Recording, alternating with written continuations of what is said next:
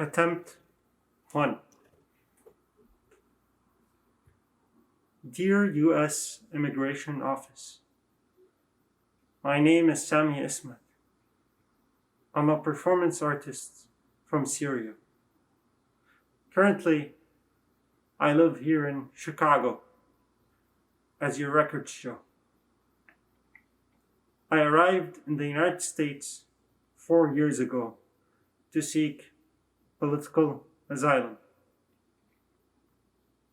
You will find that I have submitted documents and testimonies, in addition to my background story, that prove I could be killed or arrested by the Syrian authorities for my political opinions.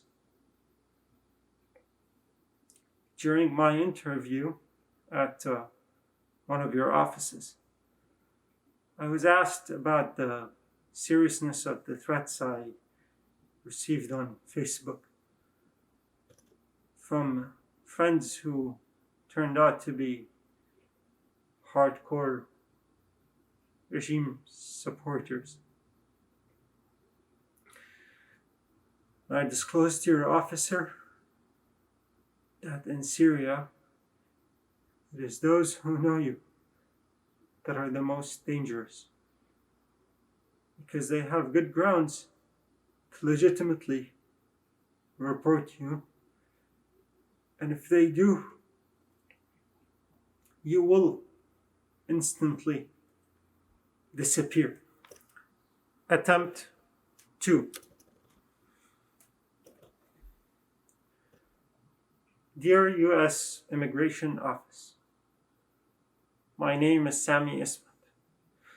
I'm a performance artist from Syria. Currently, I live here in Chicago, as your records show. I arrived in the United States 4 years ago. So the reason I'm stuck is I did enter the United States on a Syrian passport legally through an airport. But then shortly after that passport expired, and yes, I can renew it, but it's with the Syrian government, and the government works under the Syrian regime that I'm seeking asylum from. So they won't do that for me.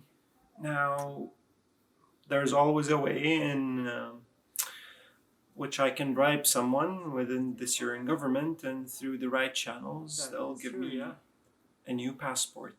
It's those who know you. But then I have no way are of the most explaining it to the dangerous. U.S. immigration system. They're just gonna Because they have good grounds to legitimately report you. And if they do, you will instantly disappear.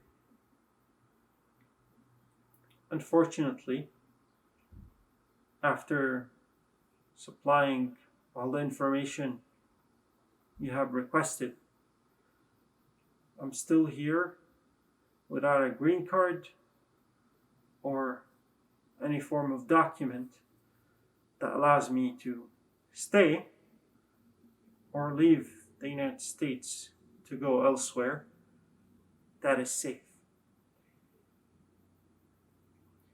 In these past 4 years here, I have made countless artworks and performances against the war crimes and violence committed by the Syrian regime and Iran's militias. You can see that I am the enemy of the United States enemies, which makes the situation I'm in now unjustified to me. Attempt 3. Dear U.S. Immigration Office, my name is Sami Ismat. I'm a performance artist from Syria. Currently, since we are doing this, I thought I would tell you how the United States system led to the death of my father. This past April, precisely on April 18th, I was diagnosed with COVID, and I had severe symptoms. And as you know, at the time, governments and hospitals in the United States denied space to patients unless their symptoms were life threatening due to the lack of resources. I was sent home and told to quarantine. And the thing is, I live in an apartment with my mom and dad, and they both contracted the virus, even though we took necessary measures by staying in separate rooms and wearing masks and all that. On day 15 of my symptoms, I carried my sick father to the ER. Then he was transferred to the ICU, where he died a week later.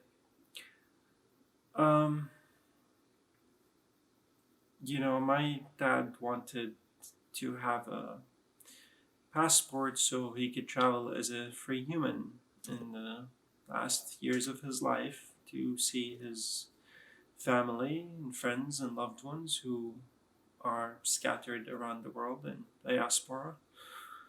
But he couldn't, and he couldn't even see his own dad, my grandfather, when he got really sick and we knew he was going to die.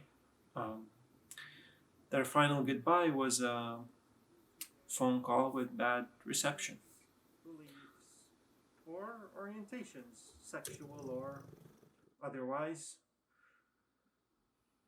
But this promise does not hold true in my experience and does not reflect the democracy and justice for human rights that are supposedly the foundations of this nation. Attempt 4. Dear U.S. Immigration Office, my name is Sami Ismat. I'm a performance artist from Syria. I don't blame myself for the death of my dad. That's unreasonable. I mean, I never imagined that he never imagined that COVID-19 would be the thing that claims his life. I mean, at that point in April, we didn't know much about it. Nobody knew. We thought it could just be like a strong flu. But I really do blame hospitals and governments for telling us to quarantine at home, where a lot of us don't have the space to quarantine safely. Look, I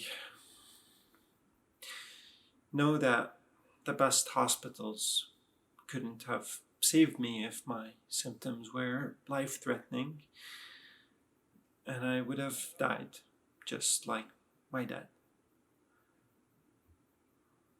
But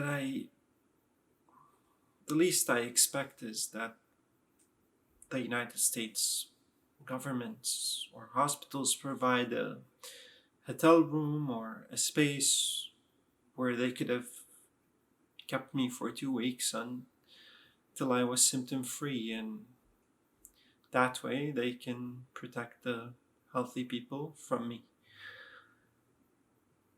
But unfortunately, governments and institutions in this country are similar Just to like the immigration system, where they I'm in front of you, force us to be a human without a nation.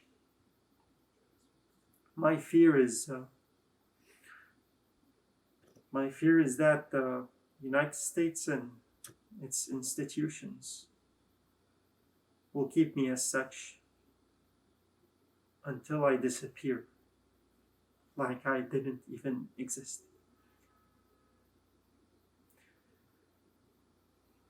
Just like a performance. Just like this performance.